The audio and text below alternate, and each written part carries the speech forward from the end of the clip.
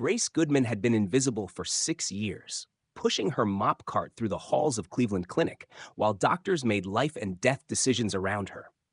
They never knew that before she cleaned their operating rooms, she had commanded them as Major Goodman, one of the Army's youngest trauma surgeons, to earn the Army Commendation Medal for saving lives under mortar fire in Afghanistan. When a construction accident brought in 6 critically injured workers and the ER was short-staffed, Grace watched from the hallway as young residents struggled with procedures she could perform in her sleep. One patient was dying, and Grace had 30 seconds to decide: stay invisible or reveal that the hospital's janitor had hands trained to heal. Welcome to Hidden Legends. Before we begin this powerful story of courage, skill, and forgotten heroism, tell me in the comments where you're watching from today. And if you believe stories like this need to be heard, hit that subscribe button and help us make sure they are. Cleveland Clinic never stopped. Patients flowing day and night, doctors rushing around, ambulance sirens screaming constantly. And in the middle of this chaos, there was a woman moving quietly through the corridors, pushing her mop cart with steady hands.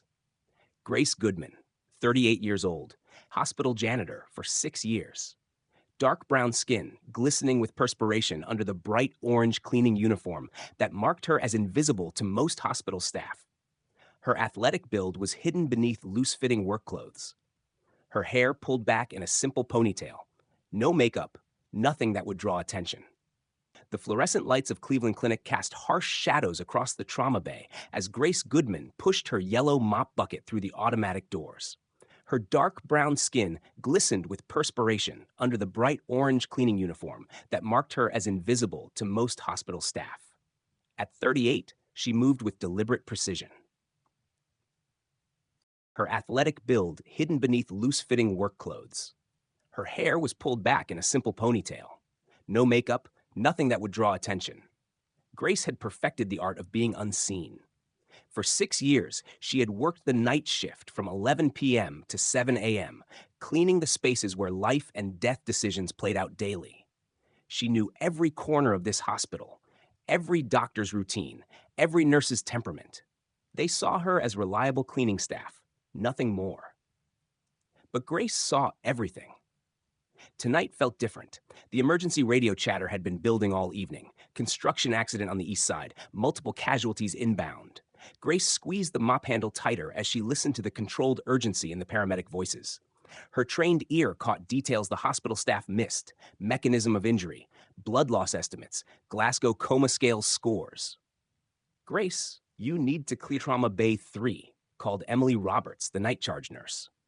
Emily was one of the few staff members who actually spoke to her, though their conversations never went beyond work assignments. "Yes, ma'am," Grace replied, her voice soft and measured. She had learned to speak just loud enough to be heard, never loud enough to be remembered. As she mopped the trauma bay floor, Grace's eyes automatically scanned the medical equipment. 4 pumps positioned correctly, defibrillator pads fresh, intubation supplies stocked. Her movements appeared routine, but every action carried the muscle memory of someone who had once commanded these same spaces. The trauma bay doors burst open. "Coming through," shouted the paramedic as they wheeled in the first casualty. A construction worker, maybe 25, conscious but pale. Grace stepped back against the wall, invisible as always, but her clinical eye was already working. Tachycardic, hypotensive, guarding left abdomen, classic presentation. Dr. James Maddox rushed into the bay, his tall frame moving with confident authority. At 34, James was Cleveland Clinic's rising star in emergency medicine. His blonde hair was perfectly styled even at this late hour, his crisp white coat spotless. Everything about him projected competence and control. "What do we have?" James asked, his voice carrying the practiced calm of someone accustomed to command. 25-year-old male fell approximately 20 feet when scaffolding collapsed. The paramedic reported complained of abdominal pain en route. "Vitals have been stable." Grace watched from her position by the wall as James began his examination. She had learned to read doctors as carefully as patients. James was skilled but young, confident but inexperienced with the kind of trauma that was about to walk through those doors. The patient winced as James palpated his abdomen. Blood pressure 110/70, heart rate 95, within normal limits, James said. But Grace had seen enough battlefield trauma to recognize the early stages of hemorrhage. Let's get a CT scan, James ordered. Full trauma panel, and I want chest x-rays.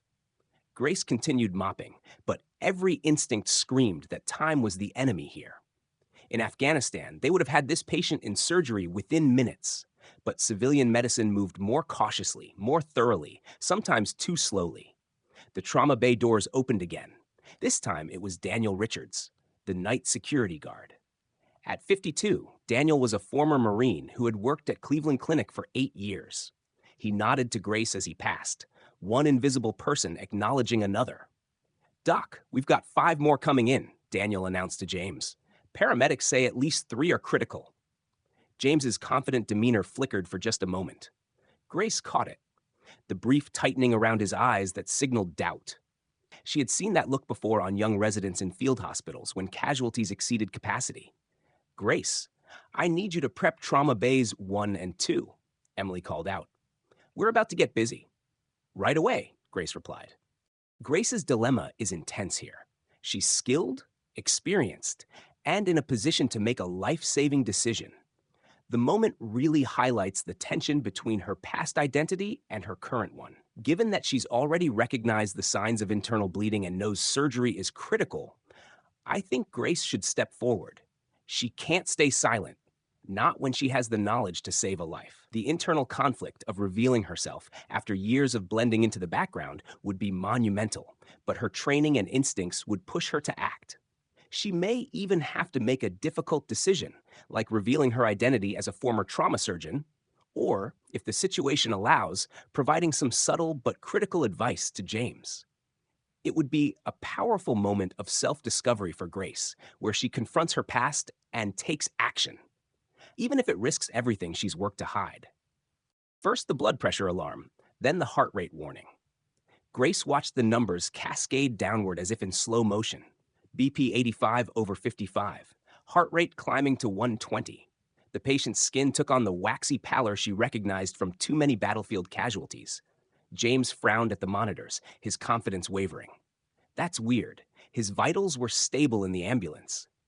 Grace gripped her mop handle until her knuckles went white. She had seen this exact progression hundreds of times. The patient had maybe 15 minutes before he slipped into irreversible shock. The CT scan James ordered would take 30 minutes. The surgery he needed would take 2 hours. The mathematics of death were simple and unforgiving. "Doctor, should I push the CT?" asked Michael Waters, the radiology tech who had just arrived. Michael was efficient and thorough, but he didn't understand that efficiency sometimes meant abandoning thoroughness. "Yes, let's get him down there now," James replied. But Grace could hear the uncertainty creeping into his voice. The second ambulance arrived with a screech of brakes and wailing sirens. Through the trauma bay windows, Grace could see paramedics wheeling in another casualty. Then a third. The night was about to become a war zone, and James was about to be overwhelmed. "Dr. Maddox, we need you in Bay 1, Emily called out. "This one's critical." James looked between his current patient and the chaos erupting around him. Grace recognized the moment every combat medic dreaded when too many wounded arrived at once and impossible choices had to be made. "Get him to CT, James ordered, moving toward Bay 1. "I'll check on him as soon as I can." Grace watched them prepare to transport her patient. In Afghanistan, she would have grabbed James's arm and said 3 words, "Surgery right now."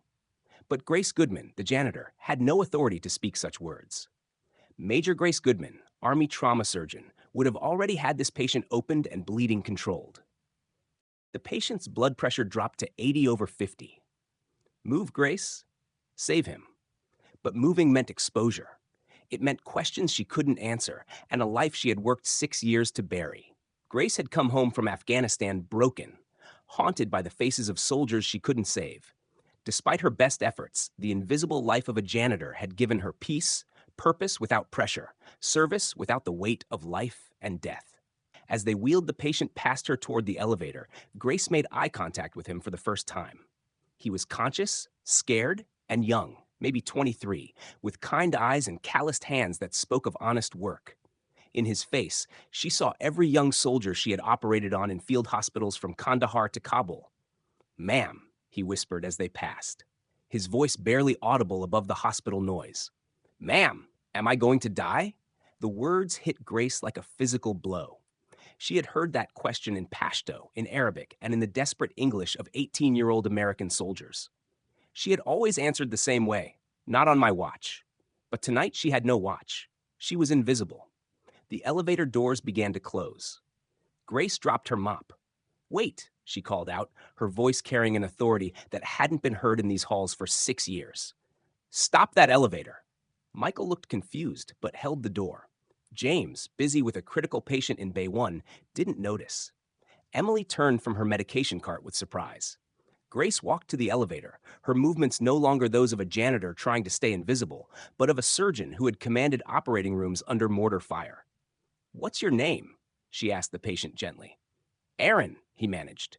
"Aaron Jackson." "Aaron, I'm Grace. I'm going to take care of you, but I need you to trust me.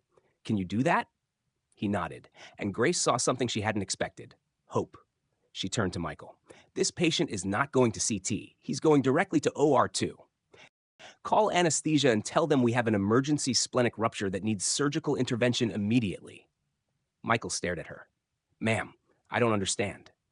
"You're getting Dr. Olivia Lynn from surgery. Tell her Grace Goodman needs her in OR2. She'll know what that means." Grace continued, her voice calm but commanding. Grace had gambled on a memory. Olivia Lynn had been a surgical resident at Walter Reed 8 years ago when Grace was completing her trauma surgery fellowship. Olivia had been brilliant then and was now Cleveland Clinic's youngest attending surgeon. Emily approached slowly. "Grace, what are you doing saving a life?" Grace replied. "Aaron has a grade 4 splenic rupture with active bleeding.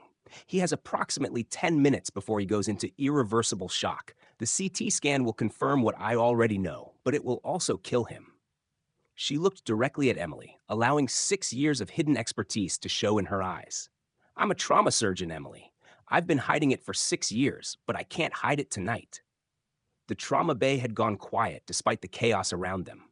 Even James, busy with his critical patient, had stopped to listen.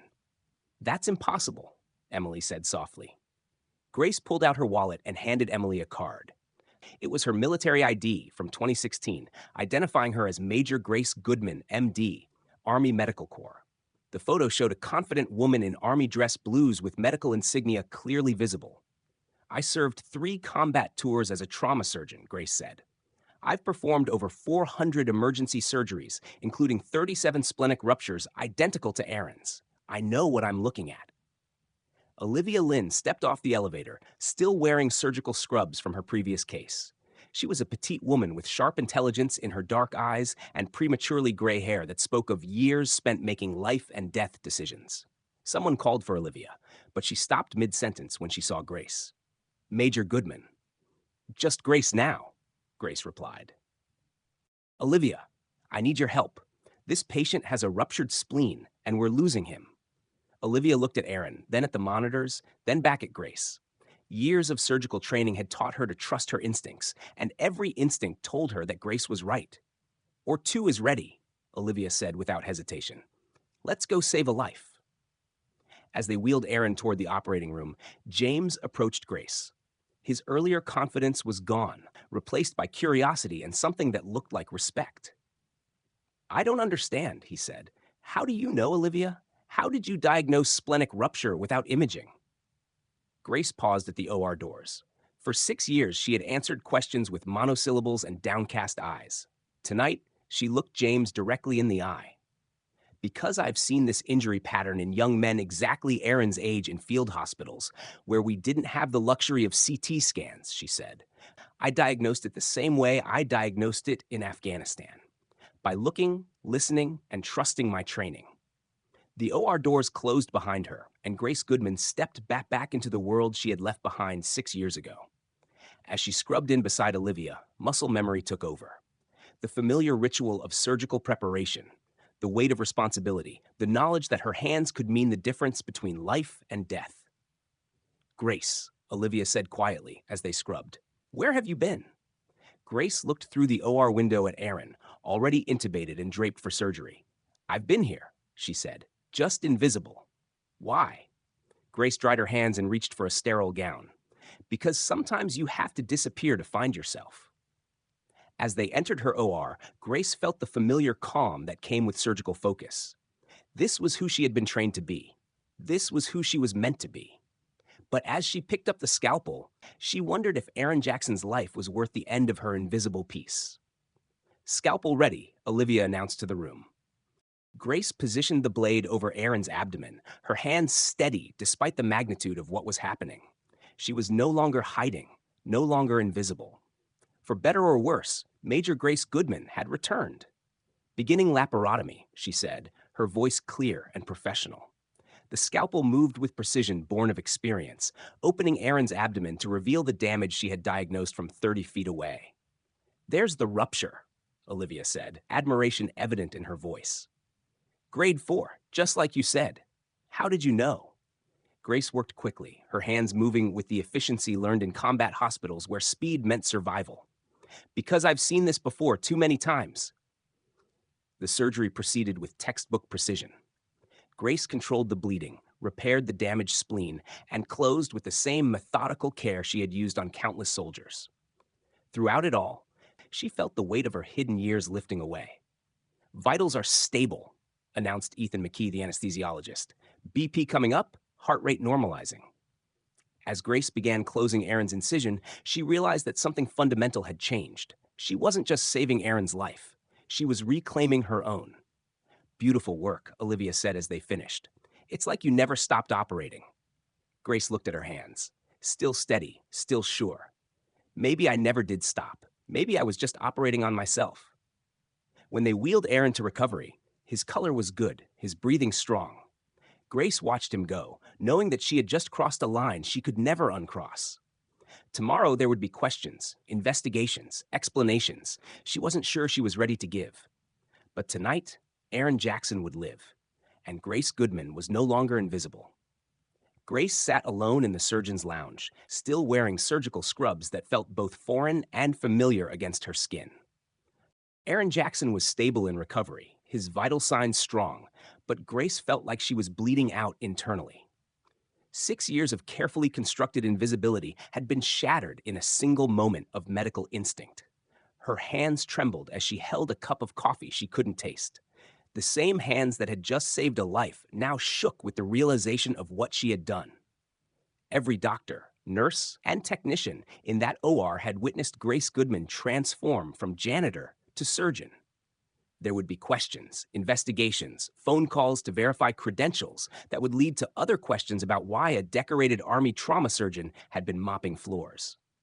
The lounge door opened, and Olivia Lynn entered, her gray hair disheveled from the surgery cap. She poured herself coffee and sat across from Grace, her intelligent eyes studying her former colleague with concern. "You disappeared after Afghanistan," Olivia said without preamble. "One day you were Major Goodman, rising star of military trauma surgery. The next day, gone. No forwarding address, no contact information. We all wondered what happened." Grace stared into her coffee. "I came home broken." "We all came home with pieces missing," Olivia replied. "But we didn't all vanish into janitorial work." "Grace, what really happened?" The question hung in the air like smoke from an old battlefield. Grace had spent 6 years avoiding this conversation with herself, let alone with anyone else. But Olivia deserved an answer. They had worked together in impossible conditions, saving lives when everything else was falling apart. "Do you remember that convoy attack outside Kandahar?" Grace asked quietly. "July 15th, 2016. 15 casualties in 30 minutes. Olivia nodded. "You saved 11 of them, lost 4 despite everything we could do."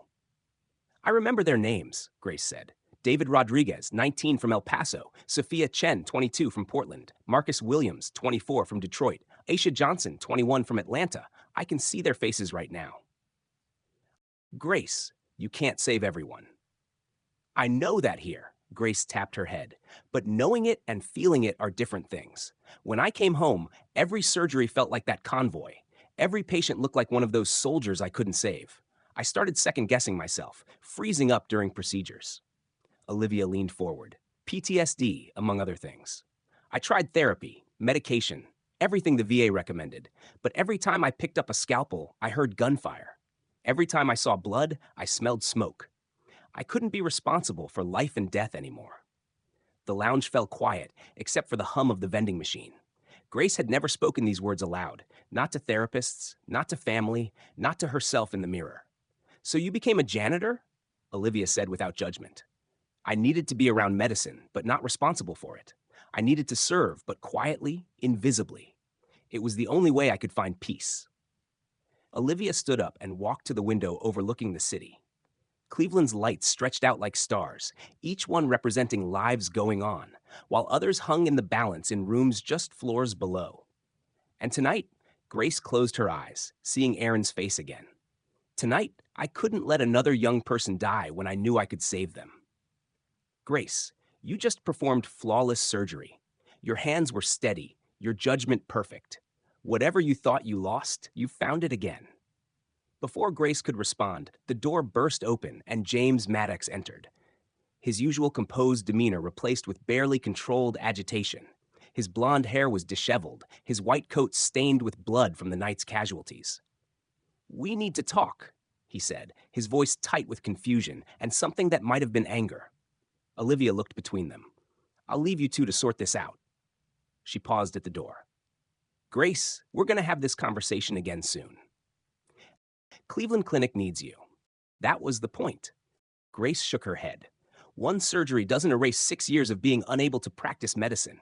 Maybe not, but it's a start.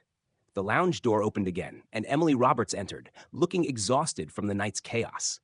Behind her came Daniel Richards, still in his security uniform, but carrying a manila folder. "Grace," Emily said gently, "we need to talk about what happens next." "I know," Grace replied, resignation in her voice. "I'll clean out my locker and be gone by morning." "That's not what this is about," Daniel said, opening his folder. "I've been doing some checking. Your story checks out. Major Grace Goodman, Army Medical Corps, 3 combat tours, Army Commendation Medal, graduated top of your class from Johns Hopkins." He handed her a printed document. "Your medical license is current. Your board certifications are valid. According to Army records, you're on indefinite leave status, which means you could return to active duty at any time." Grace stared at the papers, her credentials, her achievements, her professional life laid out in black and white, the life she had tried to forget. "Why are you showing me this?" she asked. Emily sat down beside her. "Because Cleveland Clinic has a problem. We're short-staffed on night shift trauma. We've been trying to recruit experienced surgeons for months, and tonight we discovered we already employ one of the best trauma surgeons in the country. I mop floors. You save lives," James said firmly. Tonight proved that. Grace looked around the room at these 3 people who had witnessed her transformation from invisible to essential. In their faces, she saw something she hadn't expected. Not judgment or pity, but hope. "I'm not the same person I was before Afghanistan," she said quietly. "None of us are the same people we were yesterday," Emily replied. "But that doesn't mean we stop trying to help others." Daniel closed his folder. "Grace, I've seen a lot of broken veterans in my time here. Some find their way back, some don't. But I've never seen someone hide their gifts the way you have. Maybe it's time to stop hiding." The room fell silent as Grace struggled with the weight of their expectations and her own fears. 6 years of invisible peace versus a return to the pressure and responsibility of saving lives. The choice terrified her. "I need time," she said finally. "I need to think." "Take all the time you need," Emily said. "But Aaron Jackson is alive because you couldn't stay hidden when it mattered. That means something." As the others filed out, James lingered at the door. "Grace, for what it's worth, I think you're exactly where you're supposed to be. The question is whether you're ready to admit it." After he left, Grace sat alone with her coffee and her fear. Outside, dawn was breaking over Cleveland, painting the sky in shades of hope and possibility. But Grace Goodman wasn't ready for hope. Not yet. Grace had exactly 13 minutes left of her shift when the emergency alert system screamed through Cleveland Clinic's corridors. She was in the supply closet, changing back into her orange janitor's uniform, trying to pretend the last 8 hours hadn't happened. The surgical scrubs lay crumpled on the floor like discarded dreams. Code Black. All available medical personnel report to Trauma Bay immediately. Mass casualty event. multiple ambulances en route. Grace froze, one arm through her uniform sleeve. Code Black meant catastrophic emergency, more casualties than the hospital could handle with standard protocols. She had responded to dozens of Code Black situations in Afghanistan, but always as Major Goodman, always in command. Her radio crackled. Grace, forget about clocking out. Emily's voice carried exhaustion and desperation. We need every hand we can get. Kitchen fire at the Grand Plaza Hotel, 47 injured, 12 critical. Grace closed her eyes, feeling the familiar weight of impossible choices. She could walk out the door, drive home to her quiet apartment, and pretend she was still invisible. Or she could stay and face whatever came next.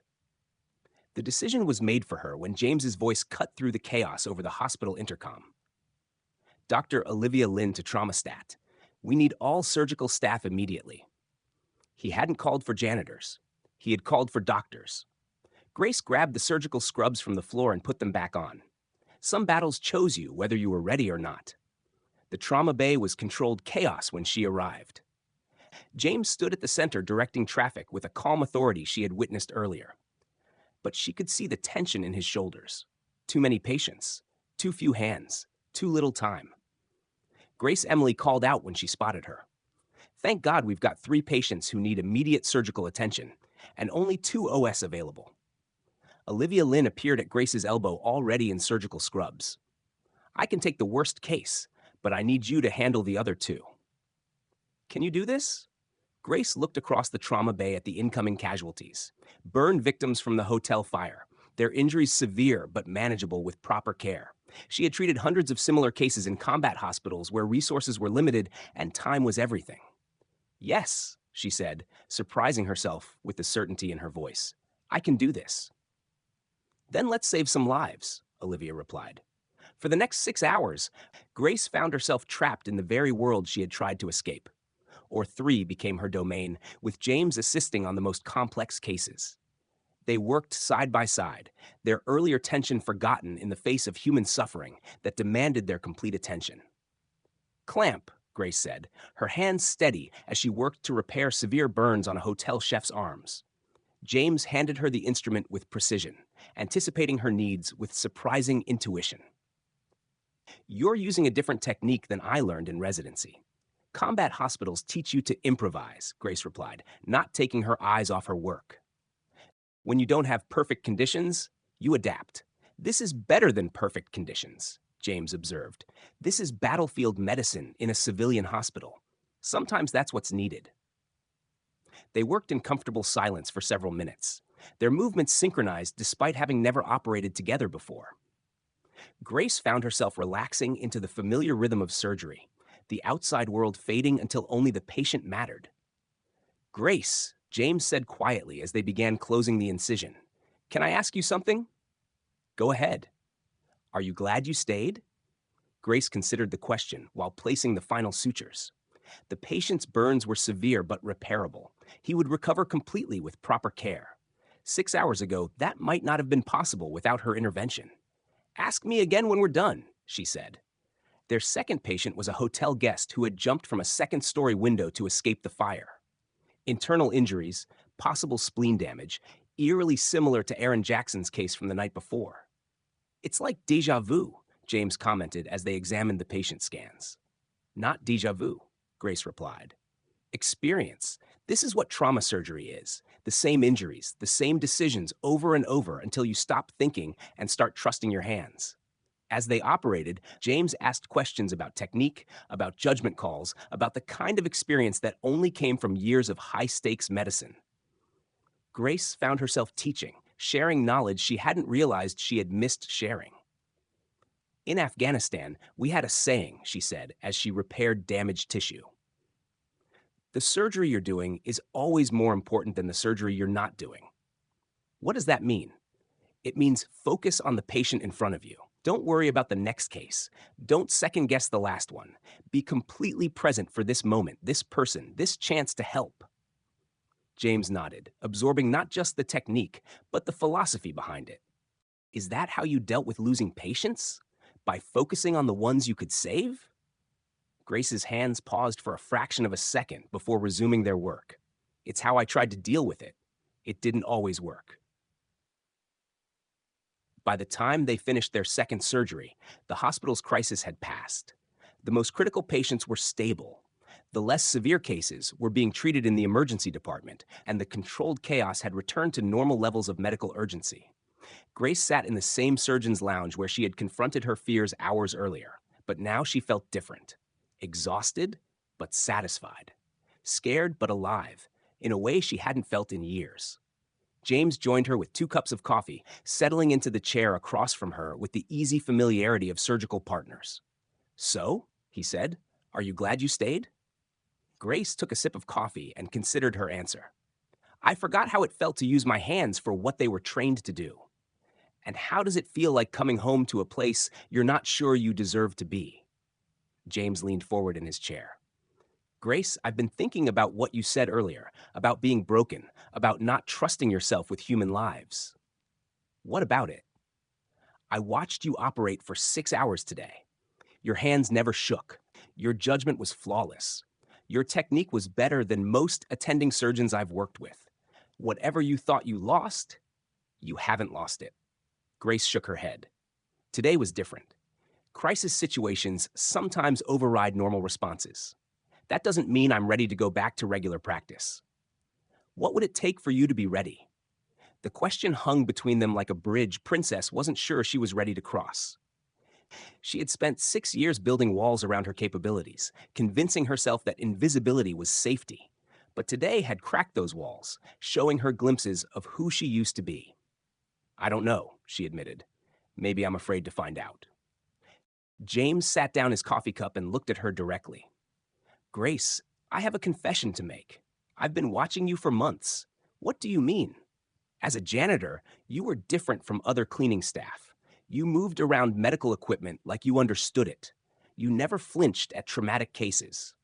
You seemed to anticipate what we needed before we asked for it. I started wondering who you were before you came here." Grace felt exposed, realizing her careful invisibility hadn't been as complete as she thought. "I never imagined you were a surgeon," James continued. "But I knew you were someone who understood medicine in a way that went beyond just cleaning up after it. Why are you telling me this? Because I want you to know that your secret wasn't as well kept as you thought, and because I think part of you wanted to be discovered." The observation stung because it might have been true. Had she unconsciously been leaving clues? Had some part of her been hoping someone would see through her disguise? "That's ridiculous," she said, but without conviction. "Is it? You could have worked at any hospital in the country. You chose Cleveland Clinic, one of the best trauma centers in Ohio. You could have worked day shift, but you chose nights when the most critical cases come in. You could have avoided the trauma bays entirely, but you always found reasons to be there during emergencies." Grace stared at him, uncomfortable with how accurately he had read her behavior. "Maybe," James said gently, "you weren't just hiding from medicine. Maybe you were staying close to it, waiting for the right moment to come back." Before Grace could respond, Emily Roberts knocked on the lounge door and entered, carrying a manila folder and wearing an expression of professional determination. "Grace, we need to discuss your employment status." "Am I being fired?" "Quite the opposite," Emily replied, opening her folder. "The hospital administration has been made aware of your background and your performance during today's emergency. Dr. Robert Mullen, our chief of surgery, wants to meet with you." "When?" "Now. He's waiting in his office." Grace felt the walls closing in. Meeting with the chief of surgery meant official recognition, formal questions, and decisions that couldn't be undone. It meant the end of her invisible life and the beginning of something she wasn't sure she was ready for. "I'll come with you," James said, standing up. "That's not necessary," Grace replied. "Yes, it is. You saved lives today, mine included. I'm not letting you face this alone." As they walked toward Dr. Mullen's office, Grace realized that she was no longer walking alone through Cleveland Clinic's corridors. James was beside her. Emily was advocating for her, and Olivia was supporting her return to surgery. For the first time in 6 years, Grace Goodman was no longer invisible. Whether that was a blessing or a curse remained to be seen. Dr. Robert Mullen's office occupied the entire corner of Cleveland Clinic's administrative floor, with windows overlooking the city and walls lined with medical degrees, awards, and photographs from a distinguished 30-year career. At 62, Robert commanded respect through competence rather than intimidation. His silver hair and steady hands spoke to decades of surgical excellence. Grace sat across from his mahogany desk, still wearing surgical scrubs from the morning's emergency, feeling like a fraud in the presence of legitimate medical authority. James sat beside her, his presence both comforting and intimidating. Emily Roberts stood near the window, her nursing supervisor credentials giving her a voice in personnel decisions. Major Grace Goodman, Robert began, reading from a thick military file spread across his desk. Johns Hopkins Medical School, magna cum laude, surgical residency at Walter Reed Army Medical Center, 3 combat deployments to Afghanistan, over 400 documented surgeries under combat conditions, Army Commendation Medal for exceptional service under fire. He looked up from the file. This is quite impressive. It also raises some questions. Grace felt her throat tighten. I can explain. I'm sure you can. But first, let me tell you what I already know. Robert leaned back in his leather chair. 6 years ago, Major Grace Goodman requested indefinite leave from the Army Medical Corps. Official reason listed as personal hardship. Unofficial reports suggest combat-related trauma affecting job performance. That's correct, Grace said quietly. You moved to Cleveland and applied for a custodial position at this hospital under your legal name, but without disclosing your medical background. For 6 years, you've worked night shift maintenance while maintaining current medical licenses and board certifications. Robert opened another folder. Last night, you performed emergency surgery on Aaron Jackson, saving his life. This morning, you assisted in multiple trauma surgeries during our Code Black emergency. Both Dr. Olivia Lynn and Dr. James Maddox have filed reports praising your surgical skill and clinical judgment. James leaned forward. Sir, Grace is one of the most skilled trauma surgeons I've ever worked with. I'm reading their reports. Dr. Maddox, what I need to understand is why someone with Major Goodman's qualifications spent 6 years mopping floors. Grace took a deep breath, knowing this moment would determine her future at Cleveland Clinic. Because I couldn't trust myself to practice medicine safely. Explain. After my 3rd deployment, I developed severe PTSD. Combat situations where I lost patience despite doing everything right began affecting my ability to operate. My hands would shake during procedures. I would freeze up at critical moments. I was becoming a danger to patients. Robert nodded thoughtfully. And you felt the solution was to abandon medicine entirely? Not abandon it. Grace felt the weight of Robert's gaze and the unexpected support from James. It was like the room held its breath, waiting for her response. She glanced between the two of them, her mind racing. The idea of returning to trauma surgery, the high-stakes world she'd left behind, was both terrifying and familiar. I don't know if I can ever be the person I was, she said quietly, but maybe I could be something better, something different. Robert gave a slow nod. Maybe that's what we all need, Grace, to be something better. He closed the folder, his tone shifting. But only you can decide if that's the path you're ready to walk. The silence stretched between them, but Grace could feel a spark of something, a small but undeniable flicker of the woman she used to be, the one who thrived in chaos, who healed in the hardest of circumstances. Maddox's assessment? I think he's being generous because he feels guilty about questioning my motives yesterday. Are you always this hard on yourself? The question caught Grace off guard. She realized she had spent 6 years being her own harshest critic, never allowing herself credit for the healing she had accomplished or the service she had provided as a janitor. Probably, she admitted. Robert stood up and walked to his window, looking out at the city below. Grace, in 30 years of surgery, I've learned that the doctors who worry most about harming patients are usually the ones least likely to do so. The doctors who are certain they're always right are the ones who make deadly mistakes. He turned back to face her. Your combat experience is valuable. Your technical skills are exceptional. But what makes you truly qualified to work here is the fact that you understand the cost of failure. Grace felt tears threatening for the first time in years. What if I freeze up again? What if my hands shake during a critical procedure? Then you'll ask for help like any good surgeon would. Robert returned to his desk. Grace, we don't need you to be perfect. We need you to be present. Emily spoke for the first time since they had entered the office. Grace, you've been present for 6 years. You've been part of this hospital's mission, even when you thought you were just cleaning floors. Now, we're asking you to be present in a different way. Robert opened his desk drawer and pulled out a manila envelope. I'm offering you a position as attending trauma surgeon, night shift, starting immediately. Your salary will reflect your experience and qualifications.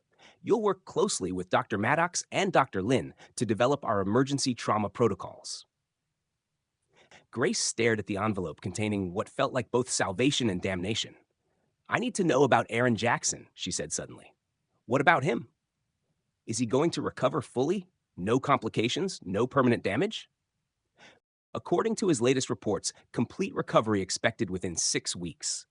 Grace nodded, feeling something settle in her chest and the patients from this morning's fire. All stable, all expected to recover fully. James leaned toward her. Grace, you saved lives. That's not something you should question or minimize. Robert cleared his throat. There is one condition to this offer. Grace looked up, waiting for the catch that would make the decision easier. You must agree to continue therapy with our staff psychologist who specializes in combat-related trauma. Not because we doubt your capability, but because we want to support your continued healing. The condition surprised her. She had expected restrictions on her practice or probationary status. Instead, they were offering help. Why? She asked. Because taking care of our doctors is how we take care of our patients, Emily said simply. Grace looked around the room at these 3 people who were offering her everything she thought she had lost. A chance to practice medicine, colleagues who respected her abilities, support for her continued healing, recognition of her worth. But accepting meant giving up the invisible safety she had built over 6 years. It meant risking failure, judgment, and the possibility that her trauma would resurface under pressure. Can I have time to think about it? She asked. Of course, Robert said, but don't take too long. We need good trauma surgeons, and you're the best one we've discovered, hiding in plain sight. As they left Robert's office, James walked beside Grace through the hospital corridors that had been her domain for 6 years. But now they looked different. Instead of spaces to clean, they were spaces to heal. What are you thinking? James asked. I'm thinking that 6 hours ago I was invisible, and now people are asking me to save lives again. And how does that feel? Grace considered the question as they passed the trauma bay where Aaron Jackson had nearly died, where her invisible life had ended and something new had begun. Terrifying, she said. And right, James smiled. That sounds like the beginning of courage to me. Grace wasn't sure about courage, but as she looked at the hospital around her with new eyes, she realized that invisibility had been its own kind of prison. Maybe it was time to find out who she could become if she stopped hiding from who she used to be. The manila envelope in her hand felt heavy with possibility and responsibility. For the first time in 6 years, Grace Goodman was ready to find out if she could carry that weight. Grace stood in her small Cleveland apartment for the first time in 36 hours. The manila envelope from Dr. Mullen's office sitting unopened on her kitchen table like a loaded weapon. The contract inside could change everything, but she wasn't ready to read it yet. Instead, she stared out her window at the city lights, trying to reconcile the woman who had walked into Cleveland Clinic as a janitor with the surgeon everyone expected her to become. Her phone buzzed. A text from James. Aaron Jackson is awake and asking for you. Room 314 if you want to visit. Grace grabbed her jacket. She needed to see Aaron to confirm that her hands could still save lives, that the surgery hadn't been a fluke born from desperation. Cleveland Clinic's corridors felt different as she walked through them in civilian clothes.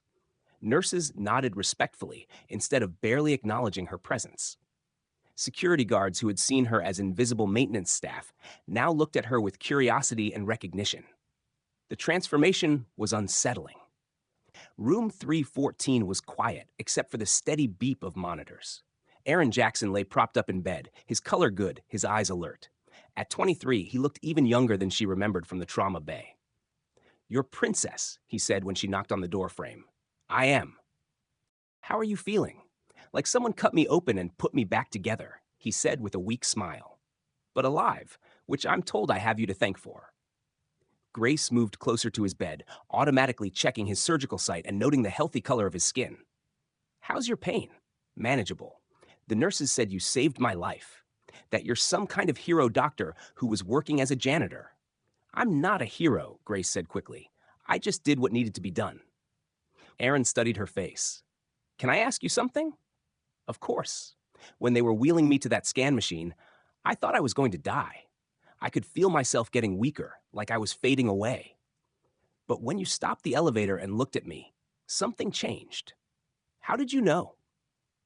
The question hit Grace harder than she expected. She had spent 6 years avoiding moments like this, avoiding the gratitude and recognition that came with saving lives. "I've seen that injury before," she said simply, "in Afghanistan.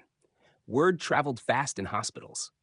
Yes, Aaron was quiet for a moment, processing this information. "My older brother Jake served 2 tours in Iraq. He came back different, quieter. He won't talk about what happened over there. War changes people. But you came back and kept saving lives. Even as a janitor, Jake came back and couldn't hold a job for 6 months. What's the difference?" Grace sat down in the visitor's chair, Aaron's question, forcing her to examine her own journey. "I don't think there is a difference. We all come back broken in different ways. I just found a way to serve that felt safe for a while. And now I'm not sure what feels safe anymore." Aaron shifted in his bed to look at her more directly. "Grace, can I tell you something? When I was lying on that construction site, pinned under that scaffolding, I wasn't thinking about being safe. I was thinking about all the things I never got to do, all the people I never told I loved them." His words carried the weight of someone who had faced mortality at 23. "Being safe isn't the same as being alive," he continued. "You saved my life, but maybe I can save yours too. Stop hiding from who you're supposed to be." Before Grace could respond, there was a knock on the door. James entered, carrying 2 cups of coffee and wearing scrubs that suggested he had just finished surgery. "I thought you might be here," he said, handing Grace a cup. "Aaron, you look much better than the last time I saw you." "Thanks to both of you," Aaron replied. "Dr. Maddox, can I ask you something too?" "Sure. Are you two together?" The question hung in the room like smoke. Grace felt heat rise in her cheeks. James nearly choked on his coffee. "We're colleagues," James said quickly. "That's not what I asked," Aaron said with the directness of someone who had nearly died. "I've been lying here thinking about life being short and people not saying what they mean. You two work together like you've been partners for years. You look at each other like there's something more than just work between you." Grace stood up abruptly. "Aaron, you should rest. We should go." "Grace, wait," Aaron said. "I'm sorry if I made you uncomfortable, but I've been watching people visit me all day. Family, friends, coworkers, and I can tell when people care about each other. It's in the way they move around each other, the way they listen when the other person talks." James set down his coffee cup. "Aaron, Grace and I have known each other for less than 48 hours. How long does it take to recognize something real?" Aaron asked. "Dr. Maddox, you didn't have to come check on me tonight. You didn't have to bring Grace coffee. You're here because she's here." Grace felt exposed, as if Aaron's near-death experience had given him the ability to see truths that others missed or ignored. "And Princess," Aaron continued, "you didn't have to visit me." His words carried the weight of someone who had faced mortality at 23. "Being safe isn't the same as being alive," he continued. "You saved my life, but maybe I can save yours too. Stop hiding from who you're supposed to be." Before Grace could respond, there was a knock on the door. James entered carrying 2 cups of coffee and wearing scrubs that suggested he had just finished surgery. "How does Grace feel in this moment?" The gesture was simple but electric, sending warmth up her arm and into her chest. "Grace, do you know what I see when I look at you? A broken veteran trying to figure out how to function in civilian medicine. I see someone who sacrificed her own dreams to serve her country. Someone who came home wounded, but found a way to keep serving others even in invisibility. Someone brave enough to step forward when lives were at stake despite being terrified." His thumb traced across her knuckles. and Grace realized she hadn't been touched with tenderness in years. I see someone who teaches while she operates, who makes everyone around her better at their job. Someone who understands the weight of responsibility, but doesn't let it paralyze her when action is required. James, I'm not finished. I see someone who has spent 6 years being harder on herself than anyone else would ever be. Someone who deserves kindness, including from herself. Someone who doesn't realize that her struggles make her stronger, not weaker. Grace felt tears threatening for the second time in 2 days. You barely know me. I know how you move around patients. I know how you think under pressure. I know you stayed invisible for 6 years rather than risk harming someone you were trying to help. I know you can perform flawless surgery and still question whether you're good enough. He squeezed her hand gently. Grace, I've worked with dozens of surgeons. Most of them are technically competent, but emotionally disconnected. You operate with your heart as much as your hands. That's not weakness. That's what makes you extraordinary. Grace looked down at their joined hands, James's pale skin contrasting with her darker complexion, his steady surgeon's fingers intertwined with hers. What are you saying? She asked quietly. I'm saying that Aaron is right. I didn't come to the hospital tonight just to check on a patient. I came hoping to find you there. I brought you coffee because I wanted an excuse to spend time with you. I've been thinking about you since we finished surgery yesterday morning. The confession hung between them, honest and vulnerable. James, even if I wanted to explore this, and I'm not saying I do, the timing is terrible. I don't even know who I am right now. Maybe that's exactly the right time to let someone help you figure it out. Grace pulled her hand away, but gently. What if I take that job and freeze up during surgery? What if my PTSD comes back and I become unreliable? What if I hurt someone? What if you don't? What if you become the surgeon you were always meant to be? What if helping others helps you heal? And what if we try this, whatever this is, and it doesn't work? We'd still have to work together. James smiled. Grace, we've performed life-saving surgery together twice. If we can handle that kind of pressure, I think we can handle a relationship. Grace looked around the quiet cafeteria, trying to process everything that had happened in the past 48 hours. 2 days ago, she had been invisible Grace, the janitor. Tonight, she was Dr. Grace Goodman, trauma surgeon, being asked to consider not just a job, but a relationship with a colleague she barely knew but somehow trusted completely. I need time, she said finally. How much time? I don't know. Time to read that contract. Time to figure out if I can really go back to practicing medicine. Time to understand what I want from life. James nodded. I understand. But Princess, can I ask one favor? What? Don't disappear again.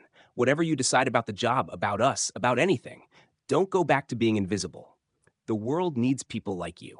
I need people like you. Grace looked at this man who had seen her at her most vulnerable and still believed in her capability and worth. For the first time in 6 years, she felt something she had forgotten was possible. Hope. I won't disappear, she said. I promise. As they walked out of the hospital together, Grace realized that invisibility had been its own kind of death. Maybe it was time to find out what it felt like to be fully alive again. Grace arrived at Cleveland Clinic carrying Dr. Mullen's signed contract in her purse and wearing the navy blue dress she had bought specifically for her first day as Dr. Grace Goodman, attending trauma surgeon. After a sleepless night of reading every clause, calling the VA therapist who had helped her years ago, and staring at herself in the mirror, she had decided to reclaim her life. The decision felt right until she walked through the hospital's main entrance and saw the cluster of news vans parked outside. Dr. Goodman, can you comment on the allegations that you've been practicing medicine without proper authorization? A reporter thrust a microphone toward her face. Channel 8 News, can you comment on the allegations that you've been practicing medicine without proper authorization? Grace froze. I'm sorry. What allegations? The medical board complaint filed by Dr. Laura Watts claiming you performed surgery while employed as custodial staff. Is it true you've been deceiving Cleveland Clinic about your qualifications? The world tilted sideways. Grace pushed past the reporter and hurried into the hospital, her heart pounding with familiar panic. In the lobby, she saw Emily Roberts approaching with an expression of barely controlled anger. Grace, thank God you're here. We need to get you upstairs immediately. Emily, what's happening? Who is Shay Watts? Dr. Laura Watts is a trauma surgeon who was passed over for the attending position Dr. Mullen offered you. Apparently, she's been investigating your background since yesterday and filed a formal complaint with the state medical board. They stepped into the elevator, and Grace felt the walls closing in. What kind of complaint? She's claiming you practiced medicine illegally while employed as maintenance staff. She's saying the hospital covered up your unauthorized procedures and that patient safety was compromised. Grace's hands began to shake. The same trembling that had driven her away from medicine 6 years ago was returning at the worst possible moment. Emily, I had Olivia Lynn supervising my procedures. My license was current. Everything I did was legal. I know that. Dr. Mullen knows that. But Laura has painted a picture of deception and cover-up that's got the media attention and medical board scrutiny. The elevator doors open to reveal James waiting in the hallway. His face grim. Grace, I'm so sorry. I tried to stop this. You knew about it? Laura approached me yesterday asking questions about you. I thought she was just curious about the new attending hire. I had no idea she was building a case against you. Grace felt betrayal wash over her. What did you tell her? Nothing that should have mattered. That you had been working as custodial staff, that you performed emergency surgery, that you were qualified and skilled. Did you tell her about my PTSD? James's silence was answer enough. James, how could you? Grace's voice cracked. That was confidential. That was personal. She said she was concerned about patient safety. She made it sound like she was trying to protect people. I mentioned that you had dealt with combat trauma but had worked through it. You had no right to discuss my medical history with anyone. Emily stepped between them. We need to get upstairs. Doctor, Mullen is meeting with the medical board investigators right now. But Grace was backing toward the elevator. The familiar symptoms of panic were building. Tightness in her chest, tunnel vision, the sound of her own heartbeat drowning out everything else. Grace, don't leave, James said desperately. We can fight this.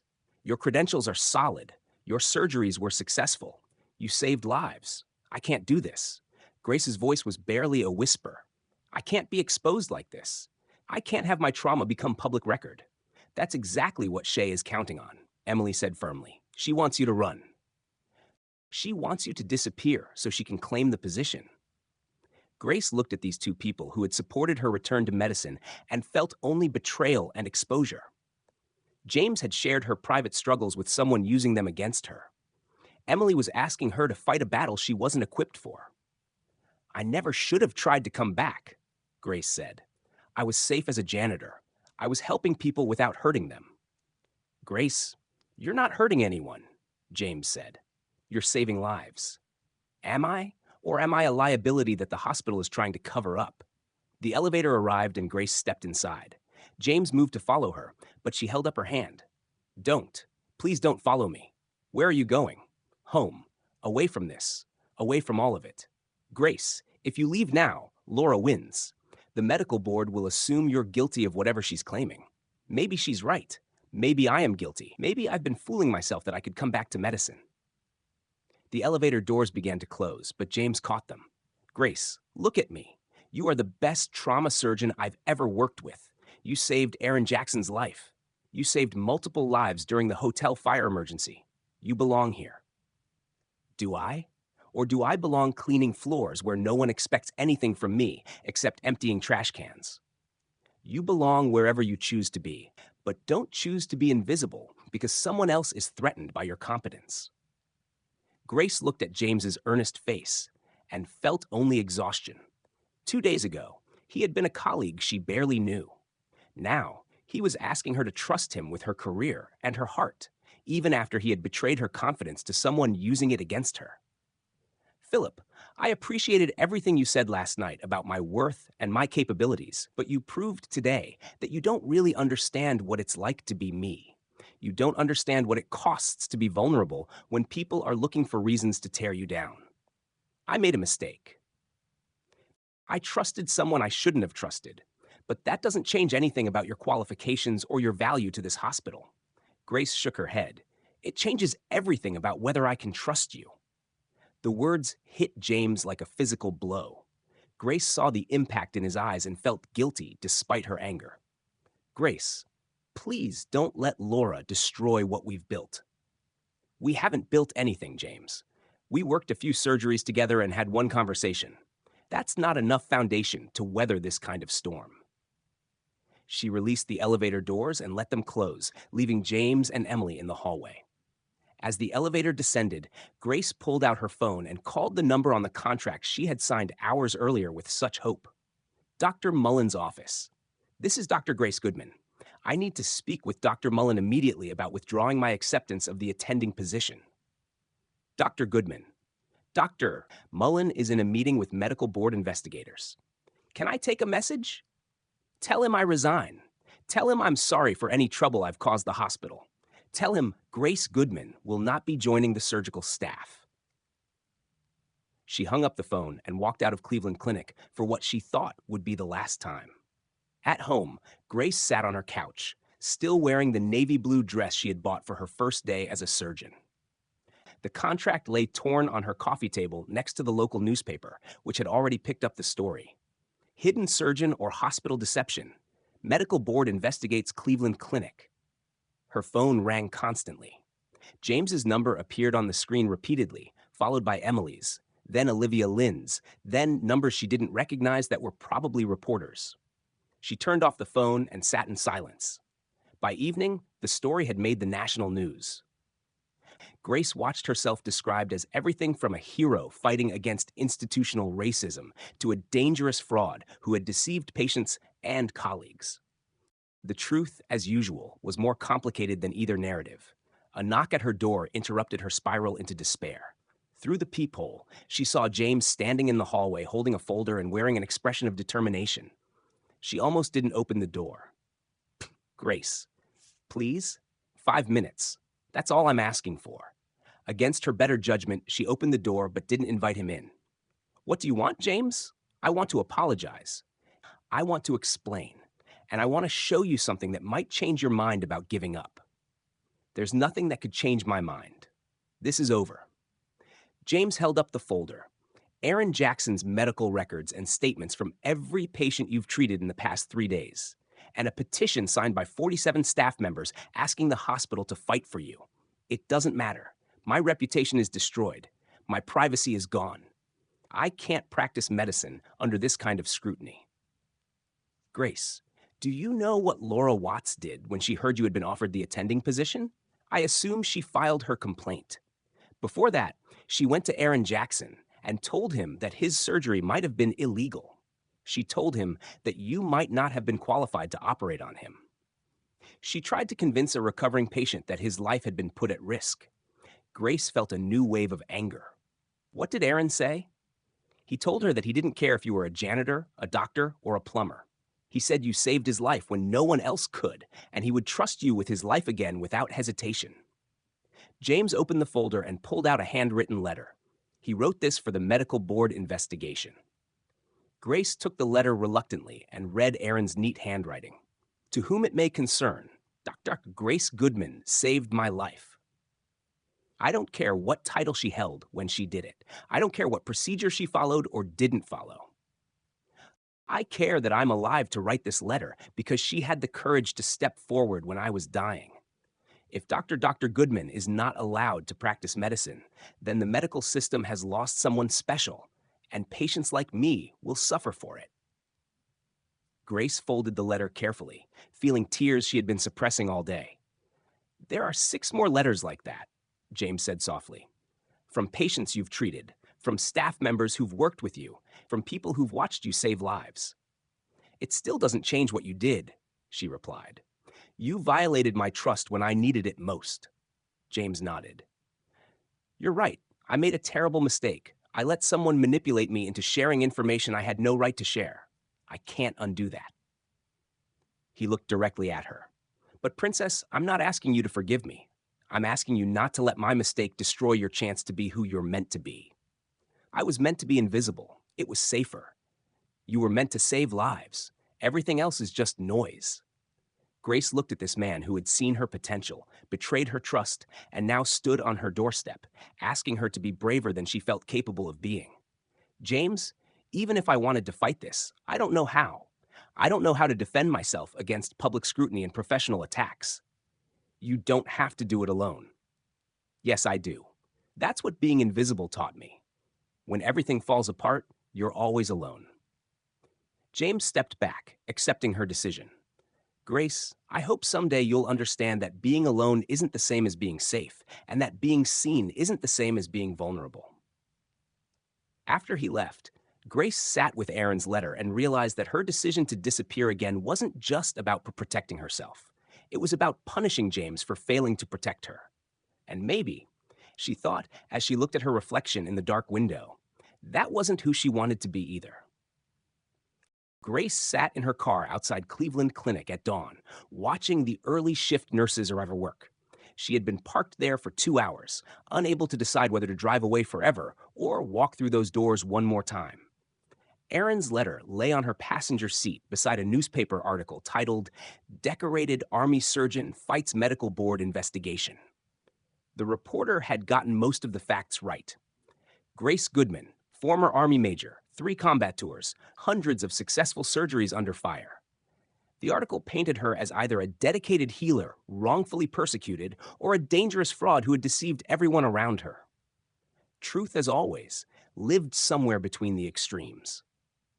Grace looked at this man who had seen her at her most vulnerable and still believed in her capability and worth. For the first time in 6 years, she felt something she had forgotten was possible. "Hope I won't disappear," she said. "I promise." As they walked out of the hospital together, Grace realized that invisibility had been its own kind of death. Maybe it was time to find out what it felt like to be fully alive again. Grace arrived at Cleveland Clinic carrying Dr. Mullen's signed contract in her purse and wearing the navy blue dress she had bought specifically for her first day as Dr. Grace Goodman, attending trauma surgeon. After a sleepless night of reading every clause, calling the VA therapist who had helped her years ago, and staring at herself in the mirror, she had decided to reclaim her life. The decision felt right until she walked through the hospital's main entrance and saw the cluster of news vans parked outside. Dr. Goodman, a reporter, thrust a microphone toward her face. "Channel 8 News, can you comment on the allegations that you've been practicing medicine without proper authorization?" Grace froze. "What allegations? The medical board complaint filed by Dr. Laura Watts claiming you performed surgery while employed as custodial staff. Is it true you've been deceiving Cleveland Clinic about your qualifications?" The world tilted sideways. Grace pushed past the reporter and hurried into the hospital, her heart pounding with familiar panic. In the lobby, she saw Emily Roberts approaching with an expression of barely controlled anger. "Grace, thank God you're here. We need to get you upstairs immediately." "Emily, what's happening? Who is Shay Watts?" Laura Watts is a trauma surgeon who was passed over for the attending position Dr. Mullen offered you. Apparently, she's been investigating your background since yesterday and filed a formal complaint with the state medical board. They stepped into the elevator, and Grace felt the walls closing in. What kind of complaint? "She's claiming you practiced medicine illegally while employed as maintenance staff. She's saying the hospital covered up your unauthorized procedures and that patient safety was compromised." Grace's hands began to shake. The same trembling that had driven her away from medicine 6 years ago was returning at the worst possible moment. "Emily, I had Olivia Lynn supervising my procedures. My license was current. Everything I did was legal. I know that. Dr. Mullen knows that. But Laura has painted a picture of deception and cover-up that's got the media attention and medical board scrutiny." The elevator doors opened to reveal James waiting in the hallway, his face grim. "Grace, I'm so sorry. I tried to stop this." "You knew about it?" "She approached me yesterday asking questions about you.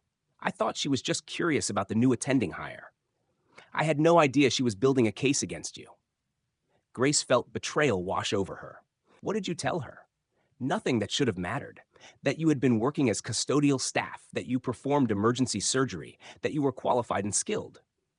Did you tell her about my PTSD? James's silence was answer enough. James, how could you? Grace's voice cracked. That was confidential. That was personal. She said she was concerned about patient safety. She made it sound like she was trying to protect people. I mentioned that you had dealt with combat trauma but had worked through it. You had no right to discuss my medical history with anyone. Emily stepped between them. We need to get upstairs. Dr. Mullen is meeting with the medical board investigators right now. But Grace was backing toward the elevator. The familiar symptoms of panic were building. Tightness in her chest, tunnel vision, the sound of her own heartbeat drowning out everything else. Grace, don't leave, James said desperately. We can fight this. Your credentials are solid. Your surgeries were successful. You saved lives. I can't do this. Grace's voice was barely a whisper. I can't be exposed like this. I can't have my trauma become public record. That's exactly what Shay is counting on, Emily said firmly. She wants you to run. She wants you to disappear so she can claim the position. Grace looked at these two people who had supported her return to medicine and felt only betrayal and exposure. James had shared her private struggles with someone using them against her. Emily was asking her to fight a battle she wasn't equipped for. I never should have tried to come back, Grace said. I was safe as a janitor. I was helping people without hurting them. Grace, you're not hurting anyone, James said. You're saving lives. Am I? Or am I a liability that the hospital is trying to cover up? The elevator arrived and Grace stepped inside. James moved to follow her, but she held up her hand. Please don't follow me. Where are you going? Home. Away from this. Away from all of it. Grace, if you leave now, Laura wins. The medical board will assume you're guilty of whatever she's claiming. Maybe she's right. Maybe I am guilty. Maybe I've been fooling myself that I could come back to medicine. The elevator doors began to close, but James caught them. Grace, look at me. You are the best trauma surgeon I've ever worked with. You saved Aaron Jackson's life. You saved multiple lives during the hotel fire emergency. You belong here. Do I? Or do I belong? Cleaning floors where no one expects anything from me except emptying trash cans. You belong wherever you choose to be. But don't choose to be invisible because someone else is threatened by your competence. Grace looked at James's earnest face and felt only exhaustion. 2 days ago, he had been a colleague she barely knew. Now he was asking her to trust him with her career and her heart, even after he had betrayed her confidence to someone using it against her. James, I appreciated everything you said last night about my worth and my capabilities. But you proved today that you don't really understand what it's like to be me. You don't understand what it costs to be vulnerable when people are looking for reasons to tear you down. I made a mistake. I trusted someone I shouldn't have trusted, but that doesn't change anything about your qualifications or your value to this hospital. Grace shook her head. It changes everything about whether I can trust you. Her phone buzzed with a text from Olivia. Medical board hearing scheduled for 2 p.m. today. They want to interview you, Princess. Please don't let them win by default. Another text. This one from Emily. 43 staff members have submitted statements supporting you. We're not giving up, even if you want to. Grace closed her eyes and tried to imagine what her life would look like if she drove away. She could move to another city, find another hospital that needed custodial staff, return to the invisible safety she had known for 6 years. No one would expect anything from her except clean floors and empty waste baskets. But Aaron Jackson's words echoed in her mind. Being safe isn't the same as being alive. A tap on her car window startled her from her thoughts. Daniel Richards stood beside her car, wearing his security uniform and holding 2 cups of coffee. Grace rolled down her window. Thought you might need this? He said, handing her a cup. Mind if I sit with you for a minute? Grace nodded toward the passenger seat. Daniel settled his large frame into her small car, bringing with him the calm presence that had made him a natural peacekeeper in the hospital's controlled chaos. You know, he said after a moment of comfortable silence, I've been working security here for 8 years. I've seen a lot of doctors come and go. Most of them see me about as clearly as they saw you when you were mopping floors. And in 8 years, I've never seen a doctor fight as hard to save a life as you did with that construction worker. I've never seen someone teach while they operate, making everyone around them better at their job. Grace sipped her coffee and watched a group of residents hurry through the parking lot, their white coats flapping like wings in the cold morning air. Daniel, what if they're right? What if I was deceiving people by not telling them about my background? Were you deceiving Aaron Jackson when you saved his life? That's different. How? Grace struggled to articulate the difference. I was just doing what needed to be done. Exactly. You were being exactly who you are, regardless of what uniform you were wearing or what title people gave you. Zachariah turned in his seat to look at her directly. Grace, I'm a Marine. I understand what it's like to come home from war, feeling like you don't fit anywhere. Do you? I spent my first year back working construction, trying to use my hands instead of my head, trying not to think about the things I'd seen. But running from who you are doesn't make you safer. It just makes you smaller. Grace felt the weight of his words. What made you stop running? A moment just like this one. A choice between staying small and safe or risking everything to become who I was meant to be. And if I choose wrong, if I fight this and lose everything anyway. Zachariah smiled. Grace, you already lost everything yesterday when you walked away from that job. The question is whether you're going to let someone else decide your future or whether you're going to fight for it yourself. Before Grace could respond, another car pulled into the parking space beside them. James stepped out, looking like he hadn't slept in days. His usually perfect hair was disheveled, his clothes wrinkled, his confident demeanor replaced with exhaustion and determination. He knocked on Grace's window. She hesitated, then rolled it down. Grace, I've been looking for you everywhere. I'm right here. Are you? Or are you getting ready to disappear again? The accuracy of his observation stung. What do you want, James? I want to tell you what I've been doing for the past 18 hours instead of sleeping. Grace waited, not making it easy for him. I've been calling every combat medic I could find who served with you in Afghanistan. I've been reading your published research papers from your residency at Walter Reed. I've been interviewing patients you saved during your 6 years of supposedly hiding. What patients? James pulled out a tablet and showed her a video. Mrs. Ethan McKee, room 507, 2 years ago, heart attack during visiting hours. You performed CPR for 8 minutes until the code team arrived. You never identified yourself as anything other than cleaning staff, but you saved her life. He scrolled to another video. Mr. Ray Waters' son choking incident in the cafeteria 3 years ago. You performed the Heimlich maneuver perfectly, cleared his airway, stayed with him until paramedics arrived again. You never claimed medical training. Grace stared at the tablet. Seeing faces she remembered, but incidents she had tried to forget. There are 12 more stories like this.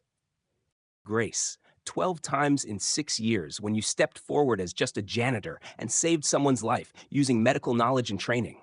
Those were emergencies. Anyone would have helped. Not anyone could have helped the way you did. And not anyone would have disappeared back into invisibility afterward without taking credit. James knelt beside her car window, his voice intense with conviction. Grace, you've been practicing medicine for 6 years. You've been saving lives for 6 years.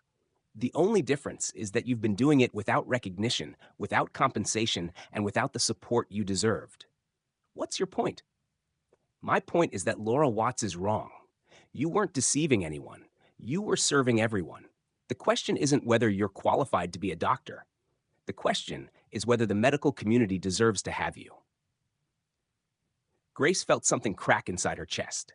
Not breaking, but opening like ice beginning to thaw after a long winter.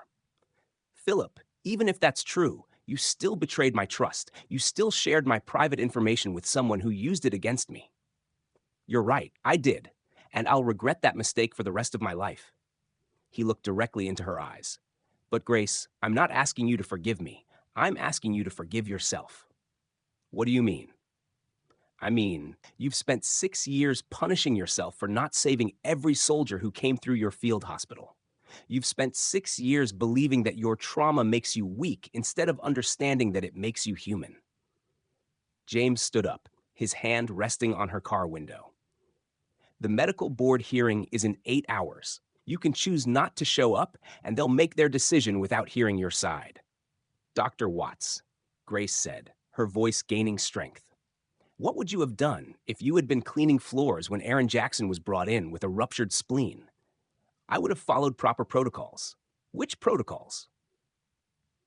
The ones that would have sent him for a CT scan that would have taken 30 minutes while he bled to death, or the protocols that recognize a doctor's obligation to preserve life, regardless of their current job title.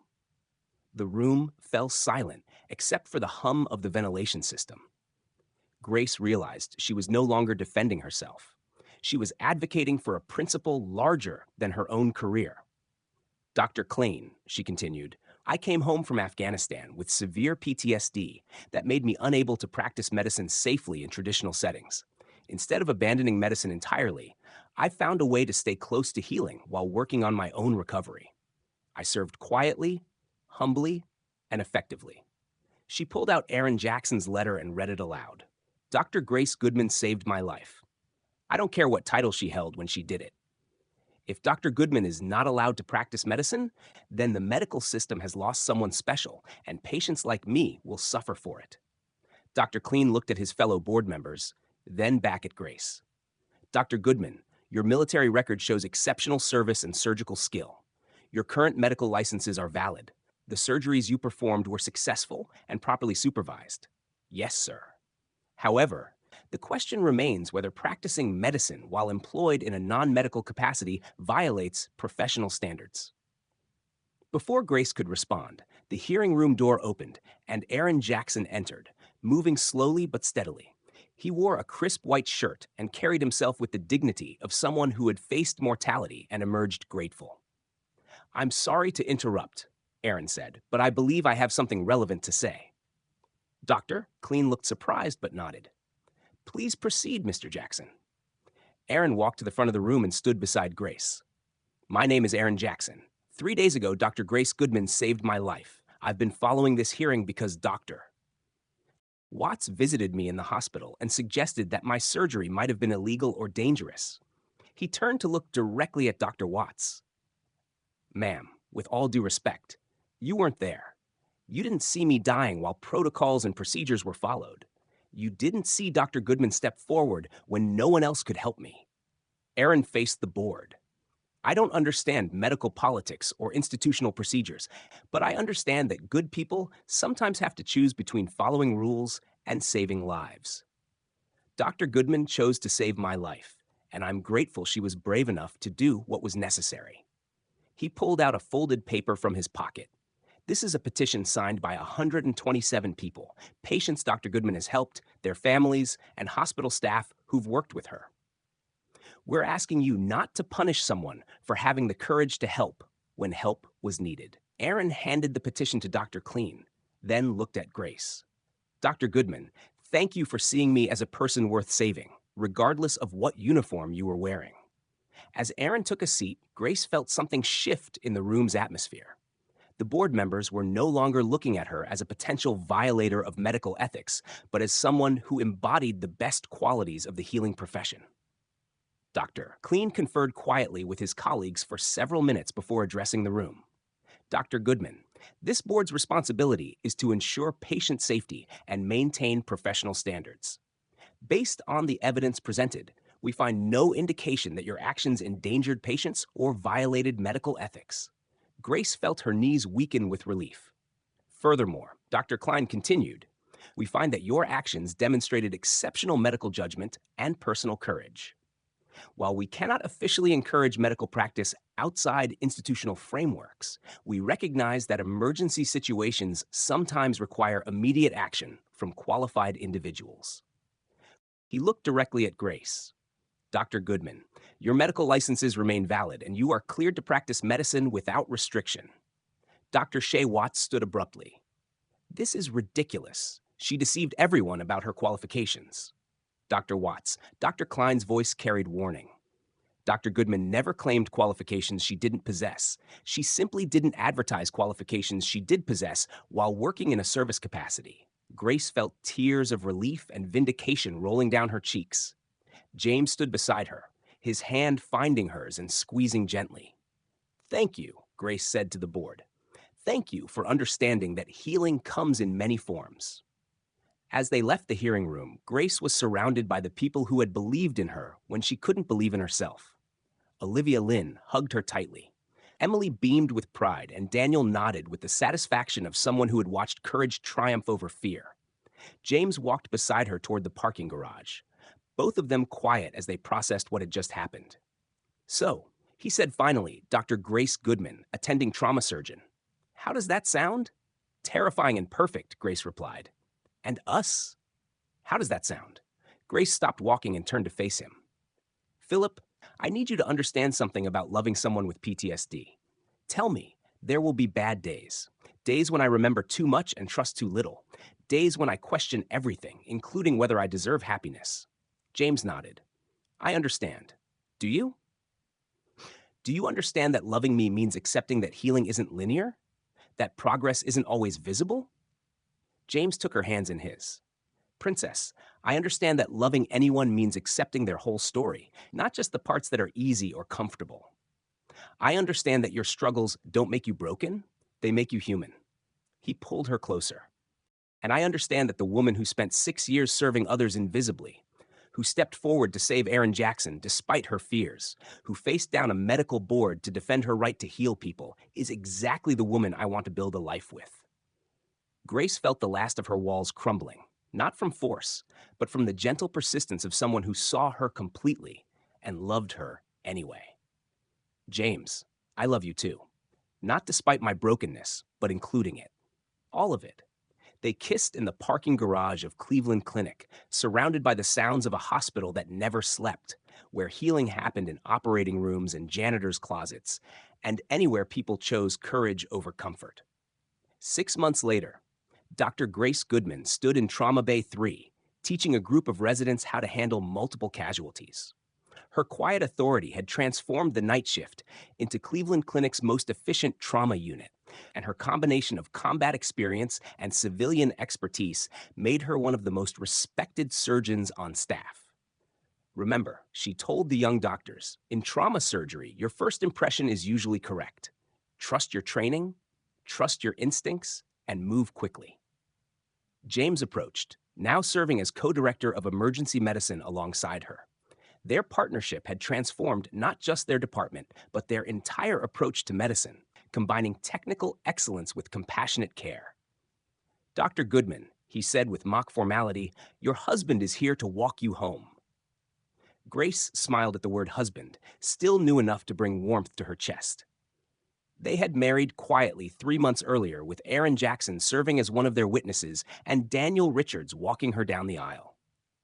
As they left the hospital together, Grace reflected on the journey from invisible janitor to celebrated surgeon, from broken veteran to healed healer, from isolated individual to beloved partner.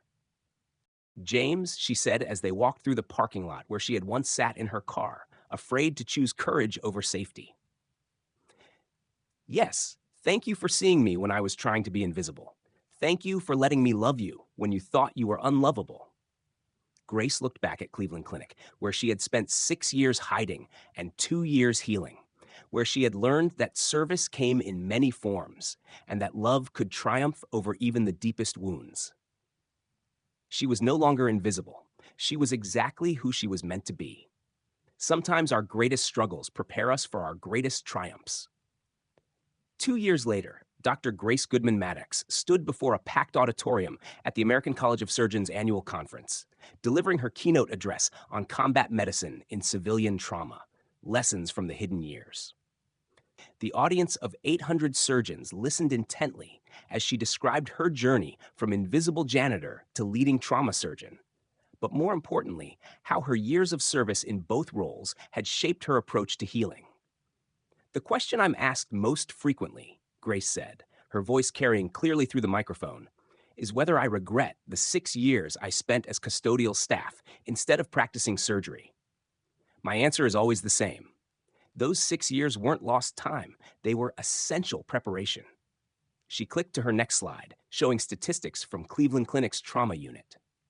"Our department now has the lowest mortality rate for emergency trauma cases in Ohio, and we've developed protocols that are being adopted by hospitals nationwide. This success didn't happen despite my years as a janitor. It happened because of them." In the audience, James watched his wife with pride that had only deepened over their 2 years of marriage. As co-directors of emergency medicine, they had transformed not just their department, but the entire hospital's approach to trauma care. Their success had attracted national attention and led to consulting opportunities across the country. After the presentation, Grace was surrounded by colleagues asking questions about her methodology, her training programs, and her unique perspective on patient care.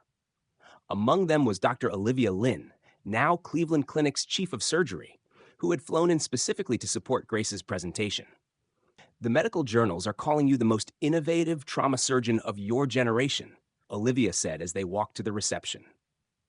How does that feel? Surreal, Grace admitted.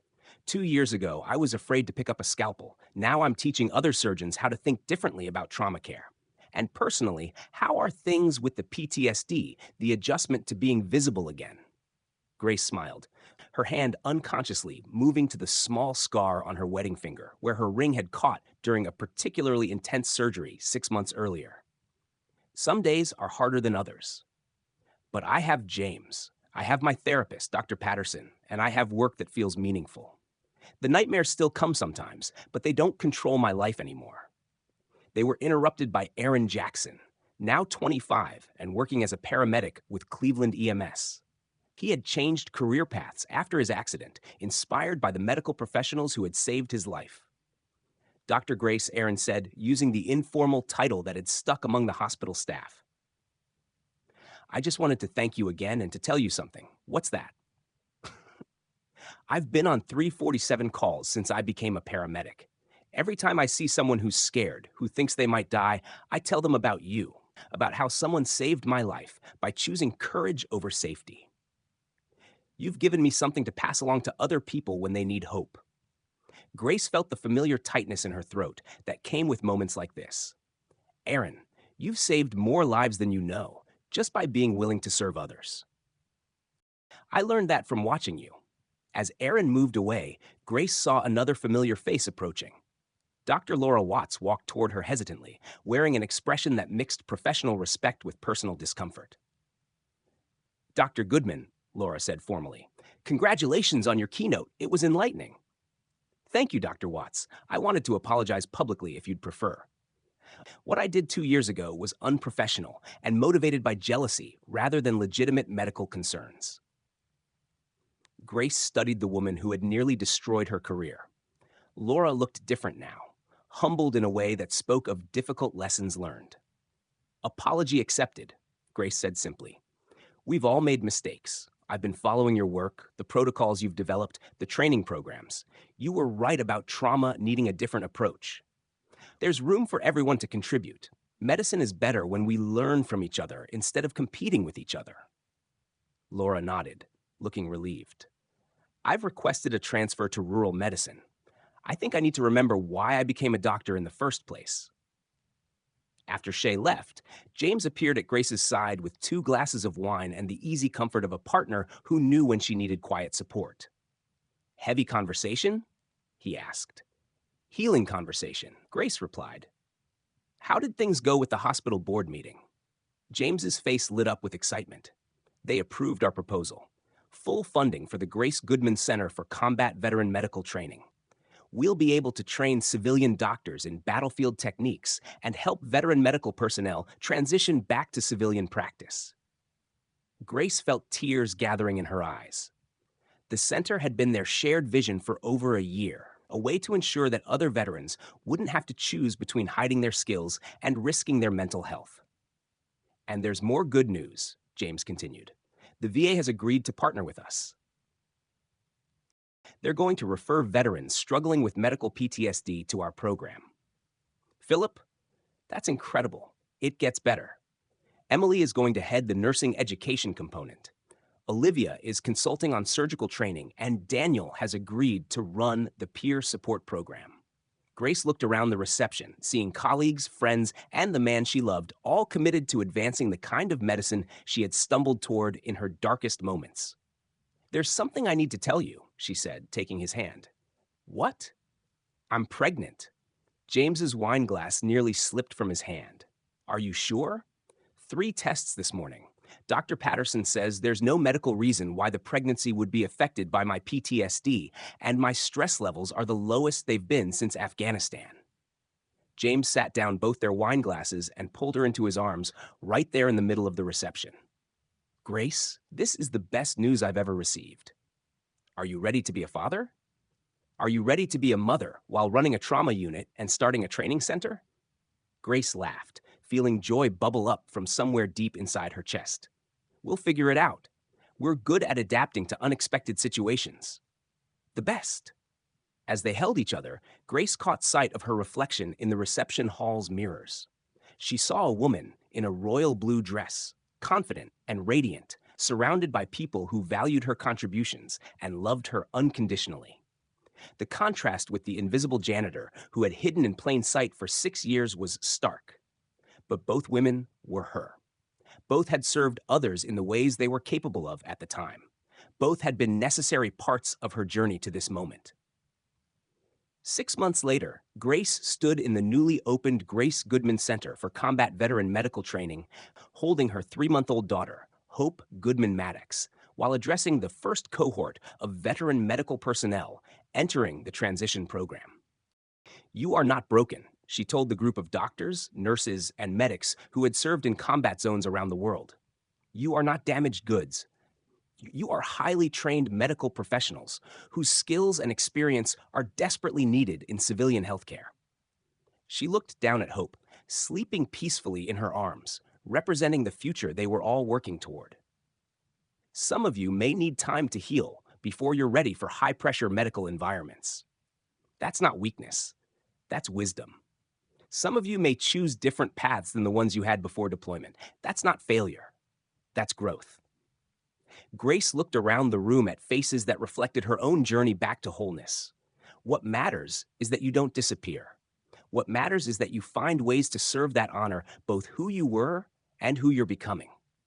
What matters is that you remember that healing comes in many forms, and all of them have value. After the session, Grace walked through Cleveland Clinic's corridors with Hope in her arms, visiting the trauma unit where she still spent 3 days a week practicing medicine and 2 days a week training the next generation of combat-experienced healthcare providers. She stopped at Trauma Bay 3, where a young resident was suturing a construction worker's laceration. The resident's hands were steady, his technique flawless, his bedside manner kind and professional. "Dr. Michael Knowles," Grace said to the resident. "Beautiful work. How's your patient feeling?" "Much better. Thanks to Dr. Michael Knowles," the construction worker said. "He's got healing hands." Grace smiled, remembering when healing hands had been hidden behind cleaning supplies and invisible service. Now those same principles of quiet competence and compassionate care were being taught to new generations of doctors who understood that medicine was about more than technical skill. As she walked home with Hope, Grace reflected on the phone call she had received that morning from the Army Medical Corps. They had offered her a position as Director of Combat Medical Training, overseeing the transition of military medical personnel to civilian practice on a national scale. She had asked for time to consider the offer, knowing that whatever she decided, she would never again choose invisibility over service, fear over courage, or isolation over love. Grace Goodman Maddox, former major, former invisible janitor, current trauma surgeon, future mother and leader, had finally learned the most important lesson of all. She was exactly who she was meant to be in whatever capacity she chose to serve. The story that had begun with a hidden surgeon mopping floors in Trauma Bay 3 had become a legacy of healing that would touch countless lives for generations to come. And that legacy would continue carried forward by Hope and all the other children who would grow up knowing that service comes in many forms, that healing happens in many ways, and that love truly can conquer any obstacle when courage meets compassion. Grace's journey reminds us that our struggles don't disqualify us from greatness. They prepare us for it. Sometimes the most profound healing happens when we stop hiding our gifts and start sharing them with the world. If this story touched your heart, please share it with someone who needs to remember their own worth, and subscribe for more stories that celebrate the hidden heroes walking among us every day. Thank you for staying with me until the very end of this incredible journey. If this story touched your heart, wait until you see what's coming next. It's even more powerful and inspiring than you can imagine. So, don't go anywhere. Click on that video showing on your screen right now to dive into another amazing story that will absolutely blow your mind. Trust me, you won't regret it.